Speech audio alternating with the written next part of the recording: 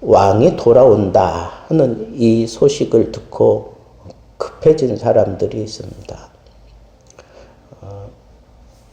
왕이 예루살렘을 떠나 도망갈 때 비탈길로 계속 쫓아가면서 왕을 저주했던 그런 사람 시므이 있습니다. 그런데 이 시므이가 왕이 이제 다시 황궁한다는 소식을 듣고 제일 먼저 그 자기가 베냐민 지파니까 베냐민 지파 사람들 1000명을 동원을 하고 이 시바와 함께 그렇게 왕에게로 건너가고 있습니다. 왕이 쓰기에 편하도록 나룻배를 타고 건너갑니다. 여러분, 이 시므이는 이렇게 자기 지파에 이렇게 묶여 있었던 사람이에요. 그래서 사울이 죽고 난 이후에 다시 이 베냐민이 여전히 이 나라를 통치해야 된다라고 생각했던 그런 사람입니다. 오늘날 우리나라에도 너무 지방색이 강해서 거기에 이렇게 묶여서 사는 사람들이 많이 있지 않습니까? 근데 이런 사람들의 약점이 뭐냐? 어떤 심각한 상황이 생기면 거기에 필요 이상으로 자기가 비굴할 정도로 그렇게 거기에 집착하게 되는 것을 보게 됩니다. 여러분, 우리가 주님 맞이할 것을 생각하고 사는 사람이라면 이렇게 집착하는 성격 버려야 돼요.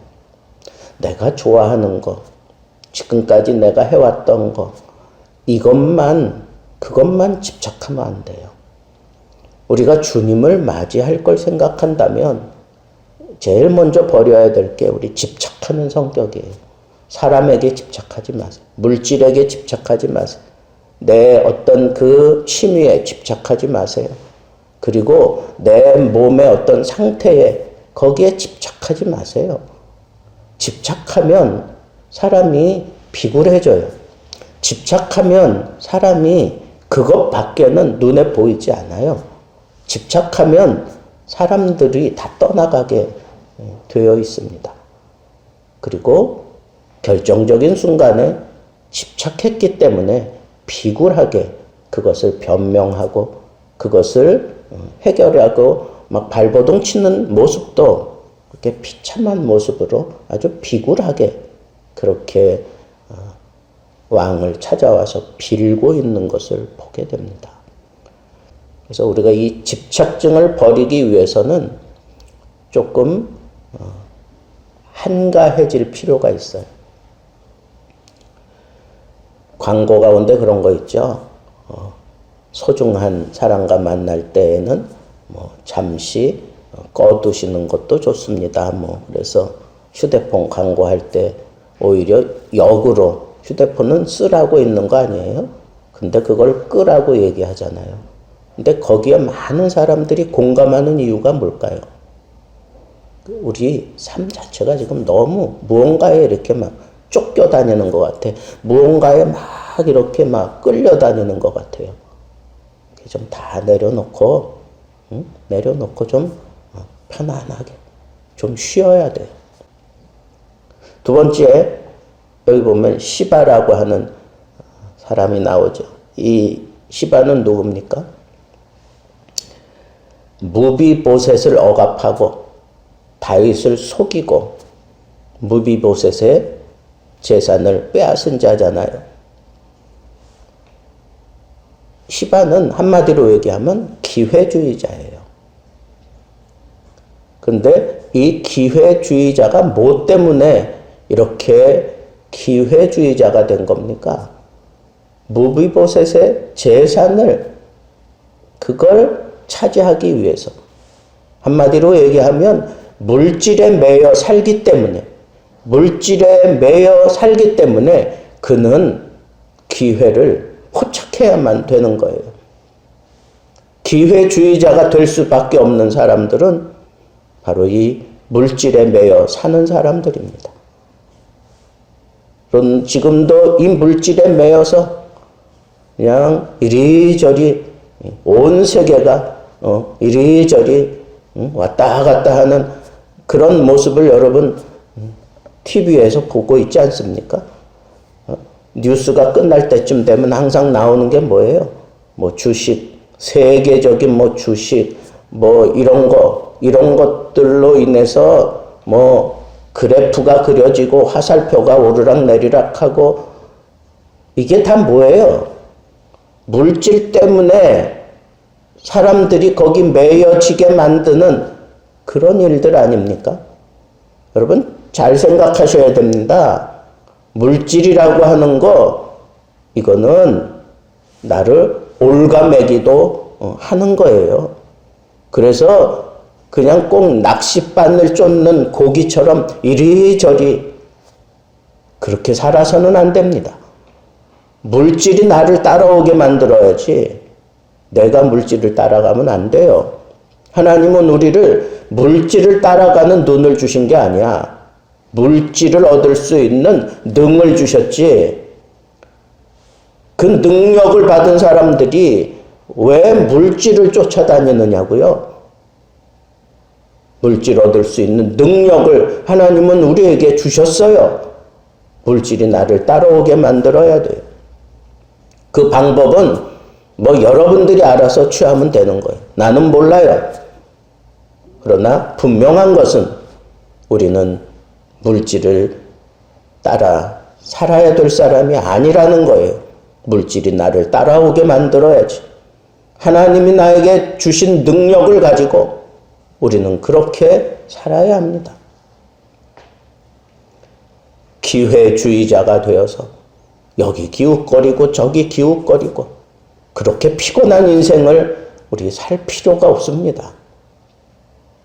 우리 주님 오실 때 분명히 이 물질에 매여 사는 기회주의적인 그런 모습으로 자기를 치장한 그런 사람들을 우리 주님께서 분명하게 다루실 때가 분명히 있을 겁니다.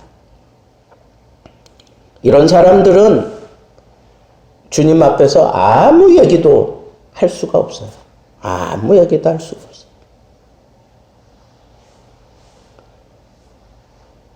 시므이도 비굴하게 살았던 이 시므이도 왕과 대화하는 장면이 나와요. 그런데 이 시바는 왕과 대화하는 장면이 나오질 않아요. 무비보셋이 등장합니다. 다윗의 마음에 응어리 져있던 게 이렇게 툭 터져 나오는 겁니다. 너는 어찌하여 나와 함께 가지 아니하였느냐? 왕의 마음을 다 헤아리고 있어요. 정말 충직한 사람이었어요. 자신의 악조건을 탓하지 않고 쫓아갈 수 없게 되었을 때 자기 맵시를 내지 않고 수염도 자르지 않고 옷을 빨지 않고 극도의 애도한 모습으로 다윗의 고난에 동참하고 있었던 자입니다. 비록 다윗 곁에서 함께 하지는 못했지만 자기의 신체적인 여건과 그리고 자기 종이 이 시바가 그랬는지 누가 그랬는지는 모르지만 자기를 속이고 그래서 가지 못하게 만들어서 갈 수가 없었던 그런 연약함, 그걸 투덜대지 않고 그걸 탓하지 않고 그냥 있는 그대로 왕에게 보고를 하는 겁니다. 그러면서 왕의 마음을 헤아리고 있어요. 그래서 그가 얘기를 하잖아요. 무비보셋이 얘기하는 걸 잘 들어보세요. 여기 보면 내 종이 나를 속였다고 하는 것. 그리고 그러하올지라도 당신은 하나님의 사자와 같으니 왕의 처분을 내가 따르겠습니다. 비록 내가 이 연약함 때문에 당신과 함께 할 수 없었고 또 이렇게 종에게 속아서 함께 할 수 없었지만 그러나 그것도 나의 잘못이니 왕의 처분대로 나는 하겠습니다. 그러면서 이렇게 얘기해요. 내 아버지의 온 집이 왕 앞에서는 그저 죄인일 뿐인데 오히려 왕은 나를 왕의 식탁에 앉혀주셨습니다. 내가 무슨 공의가 있어서 왕께 다시 부르짖을 수 있겠습니까? 나는 그 은혜를 잊지 않는다는 거예요. 왕이 나에게 베풀어 주신 이 은혜를 내가 잊지 않고 있다는 거예요. 그리고 그렇게 얘기할 때 왕이 그렇게 얘기합니다. 왜 또 그 얘기를 하느냐? 그 얘기 하지 말아라. 그렇게 생각하지 말아라. 오히려 달래줍니다. 달래줘요. 그러면서 이제 너에게 속한 그 모든 재산, 내가 시바에게 주었던 그 재산을 둘로 나눠라. 그렇게 얘기를 합니다. 그랬을 때 이 무비보셋이 뭐라 그래요? 아닙니다. 왕이 돌아오신 것으로 나는 족합니다. 왕이 다시 이 왕좌에 앉게 된 것으로 나는 그것이면 됩니다. 라고 얘기하면서 그 모든 거 다 시바에게 주십시오. 나는 필요 없습니다. 그렇게 얘기하고 있는 것을 봅니다. 여러분, 이런 좀 충직스러운 모습으로 우리 살아야 되지 않을까요? 정말 왕이 돌아올 것을 고대하는 마음으로 내가 왕 앞에 내가 함께하지 못했더니 안타까움 때문에 그 연약한 몸을 이끌고라도 내가 다시 왕을 만날 때 부끄럽지 않은 모습으로 서야지 하는 그런 생각을 가지고 맵시도 내지 않고 수염도 자르지 않고 옷도 빨지 않고 극도의 그 아픔을 그렇게 삶 속에 표현하며 주님의 고난에 함께 동참해야 되는 우리처럼 이 무비보셋은 왕의 그 고난에 함께 동참하고 있는 모습을 보게 됩니다.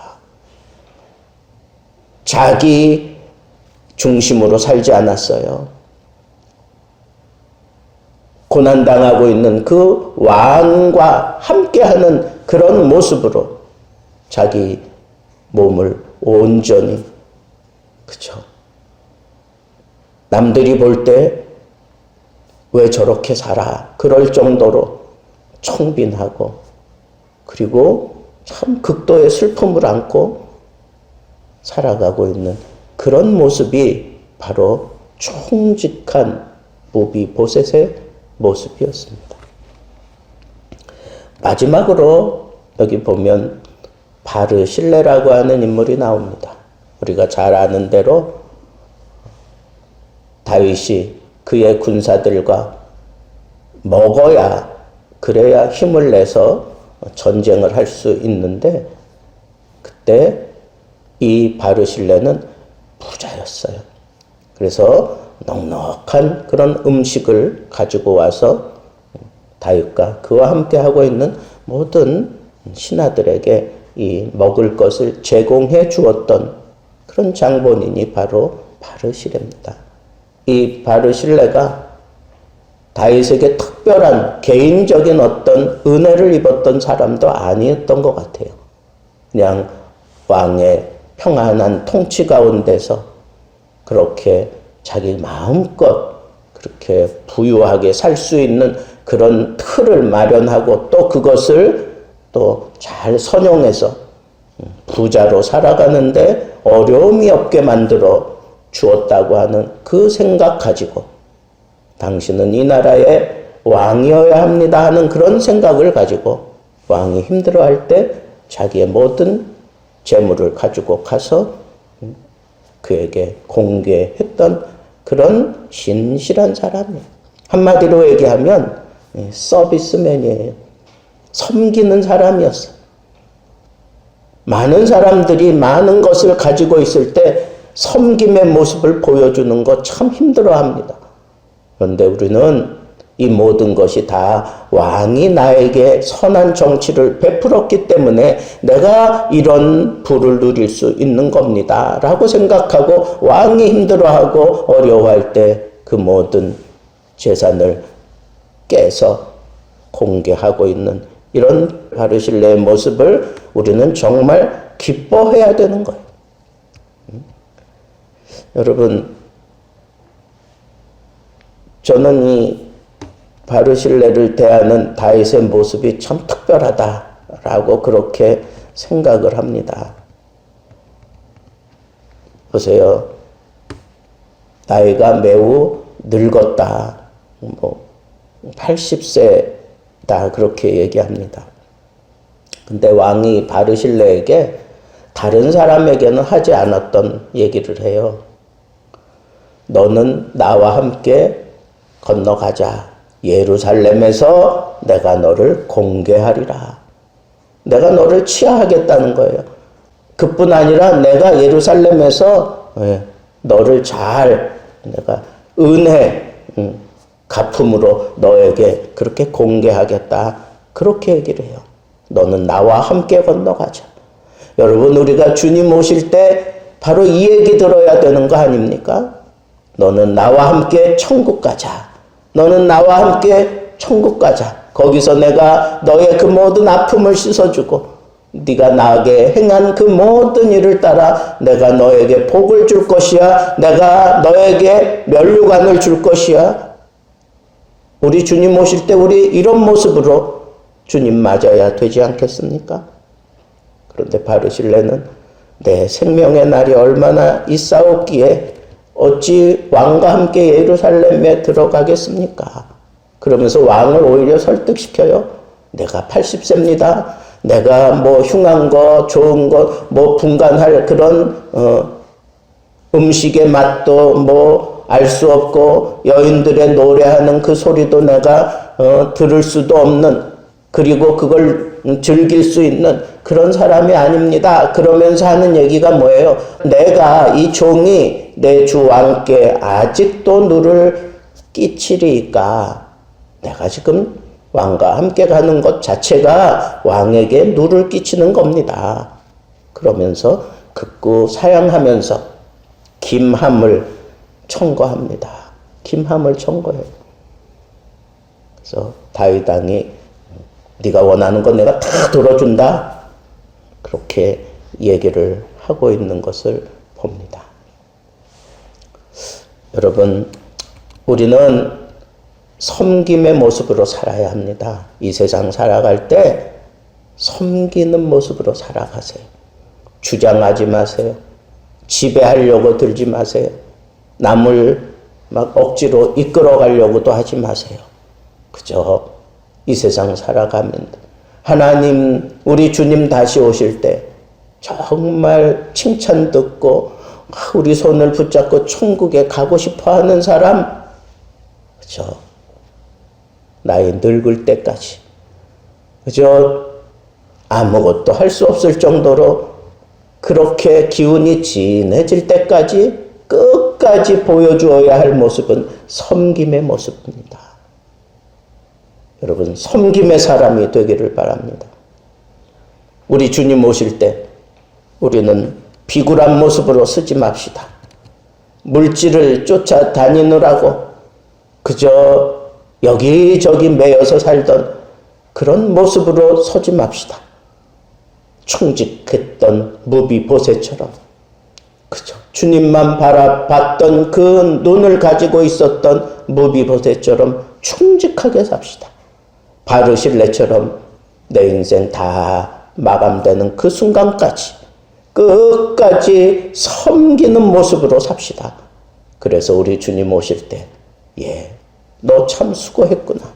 나와 함께 가자. 그러면서 그 손에 이끌려 천국 들어갈 수 있는 귀한 하나님의 사람들 되기를 우리 주님의 이름으로 축복합니다.